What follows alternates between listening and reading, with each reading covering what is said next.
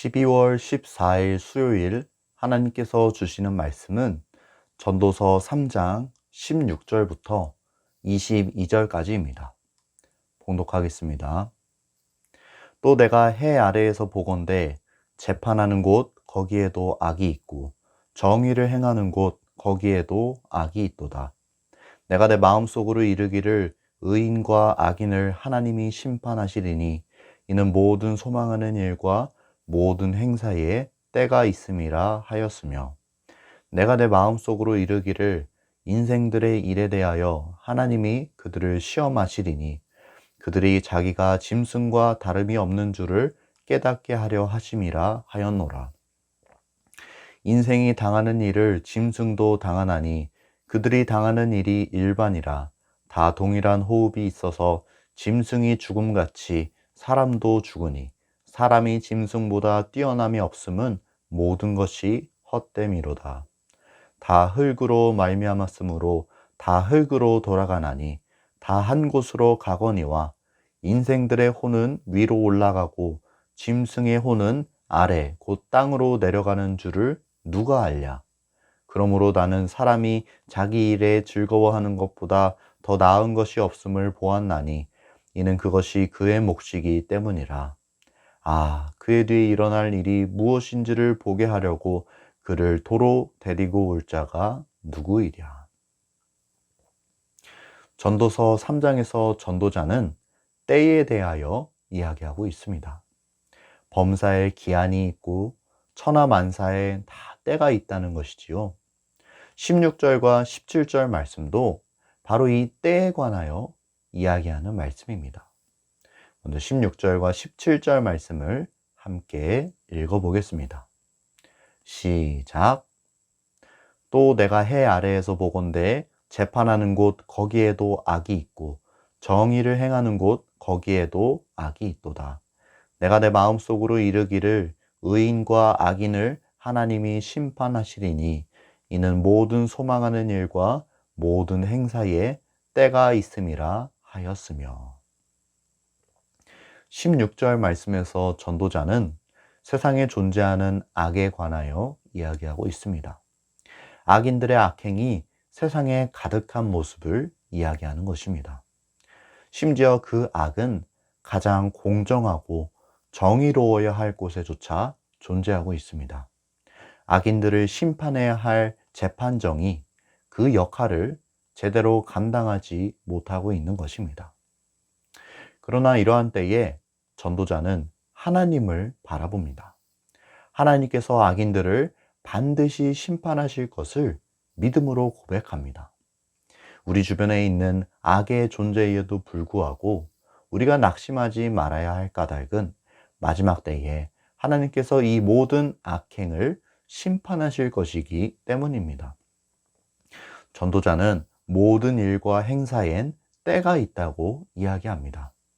악인들이 악을 행할 때가 있는가 하면 악인들이 심판받을 때가 있다는 것입니다.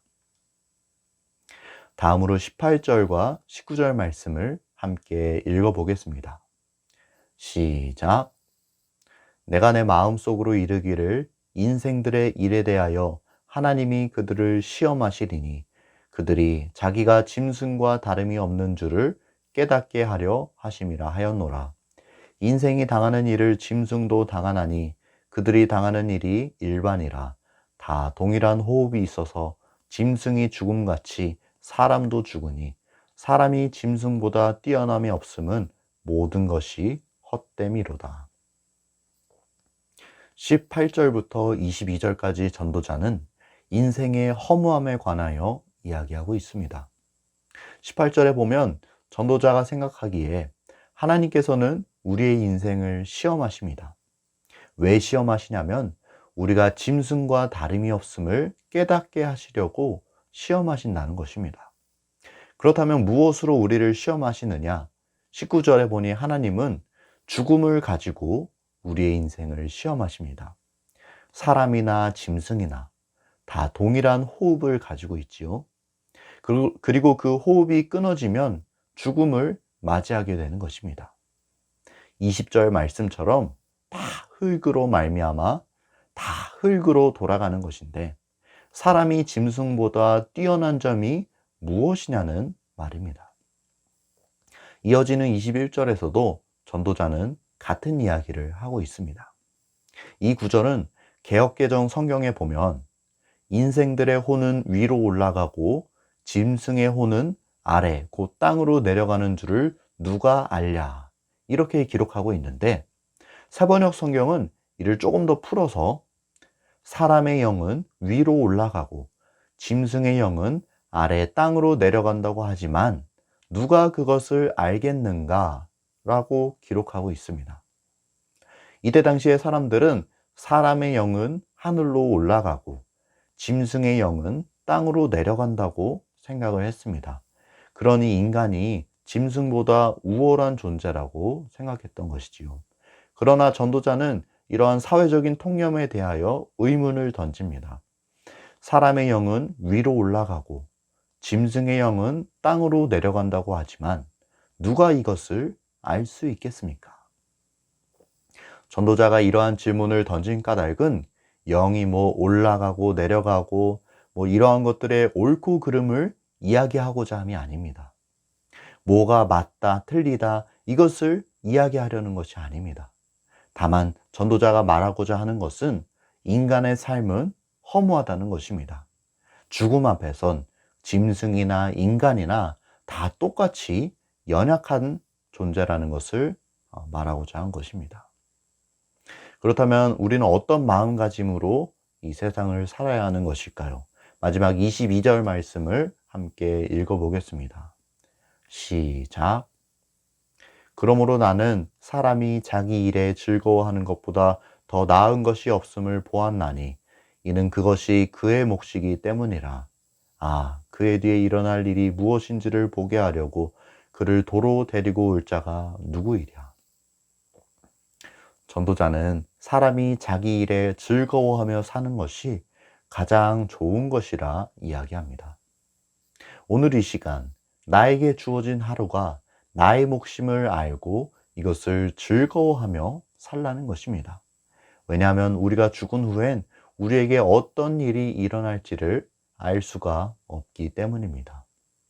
다른 말로 우리가 죽은 후에는 세상과 우린 아무런 상관이 없기 때문입니다.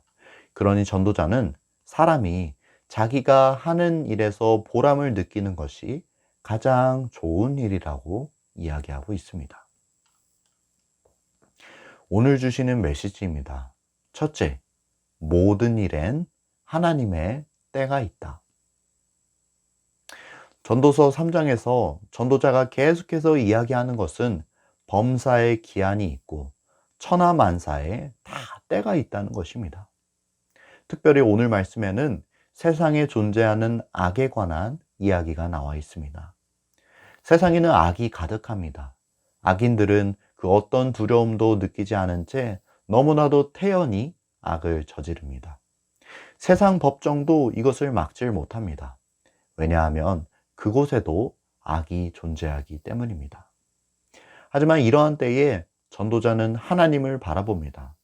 하나님께서 악인들을 심판하실 날을 바라봅니다.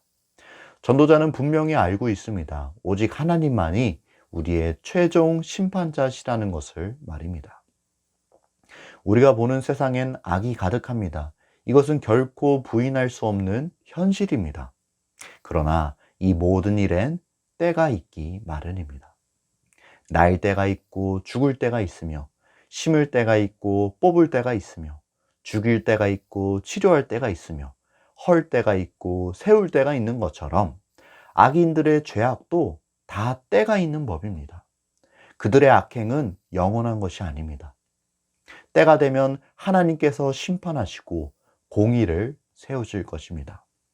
세상에서 하나님 외에 영원한 것은 아무것도 없습니다. 전도자가 이 사실을 믿음으로 고백했던 것처럼 우리도 영원하신 하나님을 향한 믿음을 가져야겠습니다. 갈라디아서에 보면 선을 행하되 낙심하지 말지니 포기하지 아니하면 때가 이름에 거두리라 하는 말씀도 있지 않습니까? 악인들을 보며 낙심하지 않길 바랍니다. 오히려 그때마다 하나님을 보며 희망을 가지시길 바랍니다. 모든 일엔 하나님의 때가 있습니다. 선하신 하나님을 기대하며 믿음으로 인내할 줄 아는 우리 모두가 될 수 있길 소망합니다. 둘째 주시는 메시지입니다. 하나님과 함께할 때 우리의 인생은 허무로 끝나지 않는다. 오늘 말씀에서 전도자는 인간과 짐승이 크게 다르지 않다고 이야기하고 있습니다. 죽음 앞에서 인간과 짐승은 둘 다 똑같이 흙으로 돌아가게 될 운명입니다. 그리고 우리는 오늘 말씀에서 인생의 깊은 허무함을 느끼게 됩니다. 만약 이러한 내용의 글이 성경이 아닌 다른 책에 쓰여져 있었다면 우리는 깊은 절망에 빠졌을 것입니다. 아무런 소망을 제시해 주지 못한 채 인생의 허무함만을 이야기하고 있다면 이것은 자연스레 우리를 깊은 절망으로 인도하게 될 것입니다. 그러나 이 전도서의 말씀이 성경에 기록되어 있음을 하나님께 감사드립니다. 왜냐하면 성경은 죽음의 문제에 대하여 해답을 전해주고 있기 때문입니다. 아마 전도자는 알지 못했을 것입니다. 하나님이 우리에게 보내주신 우리의 구원자 예수 그리스도를 말입니다. 예수님께서는 이 땅에 인간의 몸을 입고 오시어 우리의 모든 죄를 지시고 우리 대신 십자가에 달려 돌아가셨습니다. 만약 예수님의 이야기가 여기서 끝나버렸다면 이것은 복음이 될 수 없겠지요. 그러나 우리 예수님이 우리에게 복음이 되시는 까닭은 그분이 죽음을 이기시고 부활하셨기 때문입니다. 그분은 우리에게 이 땅에서의 삶이 끝이 아님을 보여주셨습니다. 그분은 친히 부활의 첫 열매가 되어주심으로 우리에게 또한 부활 신앙을 전해주셨습니다. 마지막 날 우리 모두가 신령한 몸을 입고 부활하게 될 것을 보여주신 것입니다. 우리 기독교가 희망의 종교인 까닭은 하나님과 함께할 때 우리의 인생이 허무로 끝나지 않기 때문입니다. 세상 사람들에게는 이 땅에서의 삶이 처음이자 마지막 삶입니다. 얼마 되지 않는 이 덧없는 삶이 우리 인생의 전부라면 이것보다 더 허무한 일이 어디에 있겠습니까? 그러나 우리는 이 땅에서의 삶이 끝이 아닌 것을 알 수 있습니다. 알고 있습니다. 예수 그리스도로 인해 구원받은 인생들은 그 끝이 허무로 귀결되지 않습니다. 왜냐하면 하나님이 우리의 인생을 붙들어 주시고 우리에게 삶 이후의 삶을 허락해 주시기 때문입니다. 이 사실을 꼭 명심하며 이것으로 인해 하나님께 감사드리고 이것으로 인해 항상 기뻐할 수 있는 우리 모두가 될 수 있기를 소원합니다. 그렇게 될 수 있기를 주님의 이름으로 간절히 축복합니다. 함께 기도하겠습니다. 사랑 많으신 주님, 오늘도 주님의 귀한 음성 들려주시니 감사합니다. 범사에 때가 있고 기한이 있음을 우리로 하여금 알게 하시고 낙심하지 않고 오직 우리의 최후 심판자 되시는 하나님만을 바라볼 수 있게 도와주시옵소서. 또한 우리에게 부활신앙을 보여주시고 허락하여 주신 예수님께 감사를 드립니다. 우리가 그 주님을 믿음으로 항상 모시고 받아들이며 우리 또한 예수님을 따라 부활할 수 있다는 믿음 가지고 이 세상의 허무함을 이기며 살아갈 수 있게 은혜 위에 은혜를 더하여 주시옵소서. 오늘 하루도 우리와 함께하여 주시고 동행하여 주시길 간절히 바라고 원하며 예수님의 이름으로 기도드리옵나이다. 아멘.